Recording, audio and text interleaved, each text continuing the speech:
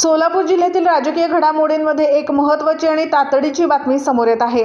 वंचित बहुजन आघाडीच्या वतीने जिल्हा परिषद व पंचायत समितीच्या सार्वत्रिक निवडणुकीच्या पार्श्वभूमीवर अत्यंत तातडीची बैठक आयोजित करण्यात आली आहे। वंचित बहुजन आघाडी सोलापूर जिल्ह्यातील सर्व तालुका अध्यक्षांना कळविण्यात आले आहे। जिल्हा परिषद व पंचायत समिती निवडणुकीसाठी वंचित बहुजन आघाडीकडून अधिकृत नामनिर्देशन पत्र दाखल केलेल्या सर्व उमेदवारांची संयुक्त बैठक रविवार दिनांक 25 जानेवारी 2026 रोजी दुपारी ठीक 12 वाजता जाधव मंगल कार्यालय शांतीनगर मंगळवेढा येथे आयोजित करण्यात आली आहे।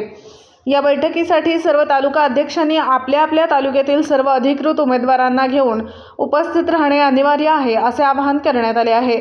या महत्त्वपूर्ण बैठकीस मार्गदर्शन करण्यासाठी वंचित बहुजन आघाडीचे सोलापूर निरीक्षक व राज्य उपाध्यक्ष प्राध्यापक सोमनाथ साळुंखे हे विशेषतः उपस्थित राहणार आहेत। महत्त्वाचं म्हणजे याच बैठकीत येणाऱ्या निवडणूक सभांचे नियोजन, रणनीती व पुढील दिशा ठरवली जाणार आहे।